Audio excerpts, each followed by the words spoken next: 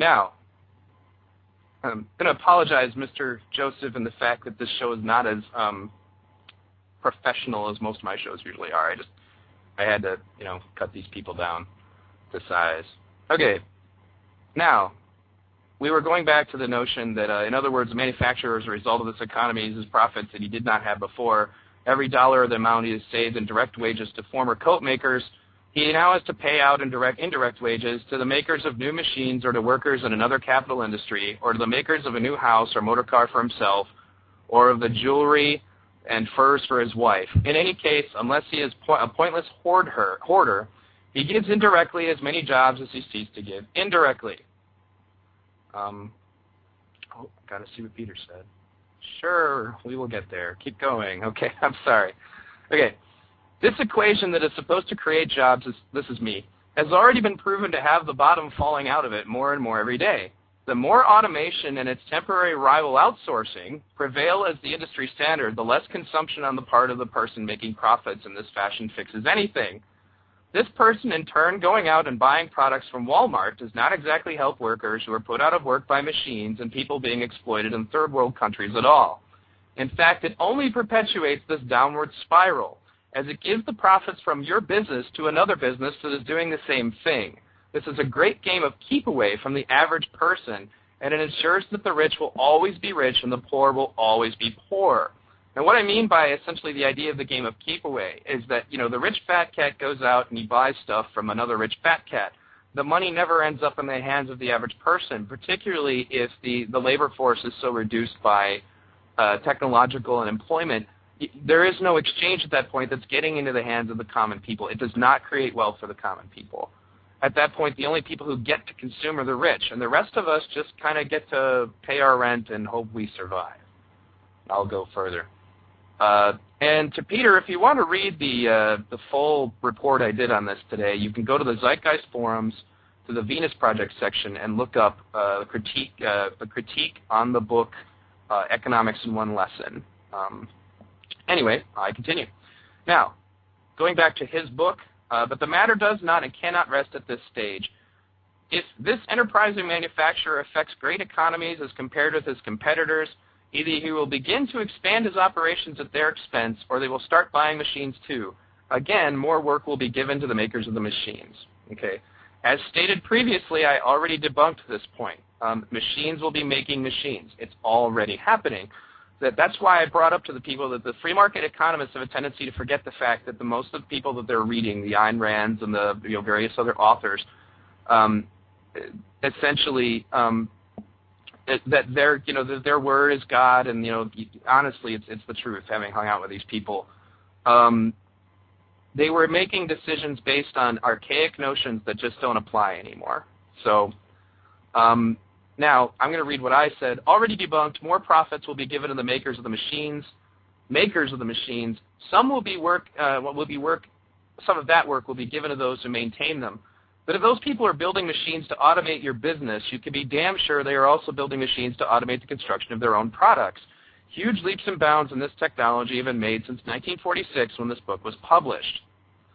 And that's honestly, that's kind of the real crux of the matter, is that these guys are trying to debunk the theory that technology creates unemployment with their book from 1946 that supposedly states that this never happens and it's this big fallacy and it always balances itself out. In 40 years, 40 years of, as I said earlier in the show, 40 years of poverty, no big deal. Don't worry, everything will level out. Anyway. But competition and production, this is back to their book, but competition and production will then also begin to force down the price of overcoats. There will no longer be as great a profits for those who adopt the new machines. The rate of profit of the manufacturers using the new machine will begin to drop, while the manufacturers who have still not adopted the machine may now make no profit at all. The savings, in other words, will begin to be passed along to the buyers of overcoats, to the consumers.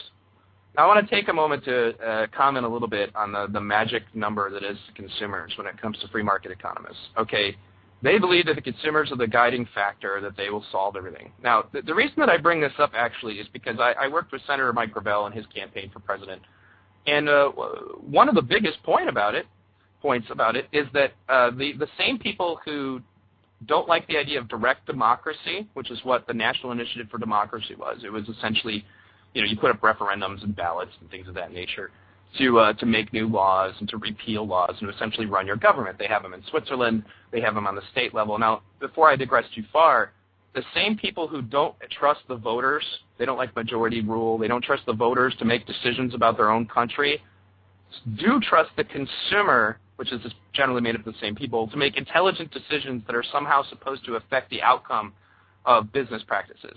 If we have a totally free market economy, then the consumers will balance everything because they won't buy stuff from people who do bad things to the economy. Right. So they don't trust people with making their own laws, things that directly impact them, themselves. But they do trust people with making these decisions as consumers to balance out an economy. It doesn't make any sense to me, and it never did, even when I was a libertarian. Cyclical consumption, this is me, has already broken down. You'll be lucky if the consumers in question can afford to buy the overcoats at even the reduced prices that the author assumes will happen. In many cases, industries clearly work together to ensure high profits by not competing too fiercely to keep the overall prices and therefore profits of their products high. Remember the artificially created gas shortage? Gas stations competed by a difference of a few cents at best. Gas companies that were price gouging figured out that people don't just want gasoline, they need it. So they competed by maybe a few cents at a time. The prices did eventually drop, but not because of the reaction of the consumers. That would kind of be the free market explanation. But instead, because of the fact that it started to bring attention to alternative sources of energy that we should be using. All of a sudden, people were interested in doing this. Now, this is the advocation, actually, for example, because of the gas prices, friends of mine were doing shows on the internet about the fact that you can convert your car right now, without even that much money, to run on restaurant grease. Restaurant grease, the thing that you're paid to get rid of. You pay to get rid of at a restaurant. You can go to a restaurant, get restaurant grease, buy this device, attach it to your car, set up a distillery for it, essentially in your garage. It takes about the size of a kitchen table, and run your car on it. And people started doing this. That's the reason that the gas companies dropped the prices, because they don't want people to be looking at that stuff. And I said in my statement, this is another example of how capitalism, the monetary system, the profit motive bring only enough progress to ensure more profits and not to benefit mankind. The huge efforts that gas companies go to ensure that the public never finds out about better technologies are a perfect example. If you guys want more information on that, my suggestion to you would be to watch the movie Who Killed the Electric Car. They go, basically, for example, the batteries that could make the electric cars go 500 miles on a 1-hour recharge. The company that was developing was bought out by Texaco, and they, of course, shut down the project. They don't want anybody to have a car that runs for 500 miles on a 1-hour charge. Now, further reading their book. But as overcoats are now cheaper, more people will buy them. This means that though it takes fewer people to make the same number of overcoats as before, more overcoats are now being made than before. If the demand for overcoats is what economists call elastic, that is, if a fall in the price of overcoats causes a larger total amount of money to be spent on overcoats than previously, then more people may be employed even in the making overcoats than before the new labor-saving machine was introduced. So then I go back to my words. So here we have the assumption that more people are going to buy coats just because they are cheaper, and more of the already debunked notion that more labor will be created by making machines that eliminate labor. I put in quotations or parentheses, man, it's hard to even type that. It frankly is just so stupid. That essentially the idea that more labor will be created by making machines that eliminate labor. The idea that this is going to totally eliminate the need for labor at all just fails on these people. Now, I continue. It does not address the fact that technology now has the ability to remove so many jobs that consumers will not have jobs to buy the products in the first place, which, I might add, causes the service sector that sells products to hire less and lay off more, that in turn causes even more unemployment and therefore causes even less products being purchased, which in turn causes even more unemployment. Where I live in Michigan now, this downward spiral is extremely obvious. The industry was totally annihilated when they got rid of the auto industry. So then, just as Peter Joseph points out in his presentation, that floods the service sector with the unemployed. which in turn, of course, means the service sector, they get too many people, they can't hire anymore, and then nobody buys anything because everybody's unemployed. Well, then the service sector has to lay off even more people, and it's just crashing. It's so bad in Michigan that the socialist programs that are put in place, like welfare, to try to save this are buckling. Actually, the state of Michigan nearly shut down last year. So the funny thing about this, as I had said previously in another show, is that it exposed